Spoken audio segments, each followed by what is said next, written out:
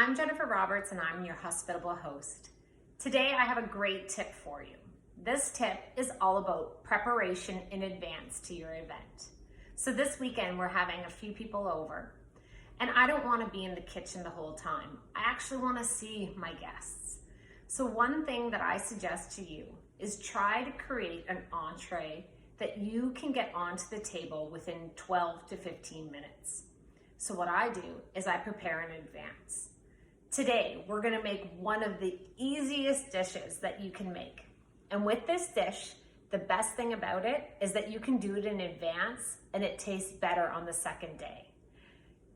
Does anyone know what I'm gonna be making?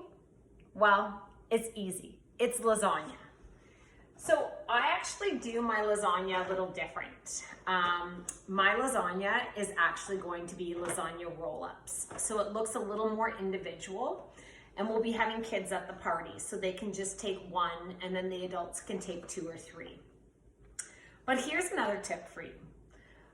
A couple years ago, my girlfriend and I was making lasagna in advance, and we noticed that there is a recipe on the box. It's so funny because I see people run and they get recipes on Pinterest. They get recipes from their mother's cookbook. But one thing I realized is the recipes that are on the box are phenomenal. And this is a great tip because they're basic, they're easy recipes, and they're on the box for a reason because they're tried, tested, and true. So what I recommend is that take a look at the recipe on the box, because the reality is the recipe you probably get from mom is a variation of this. So today I'll be making lasagna roll-ups. These lasagna roll-ups are pretty much everything that is on the box. I tweak it a little bit with certain sauces. So I actually like the Classico tomato sauce. And I use a different type of tomato paste. My kids like cottage cheese, but I prefer ricotta.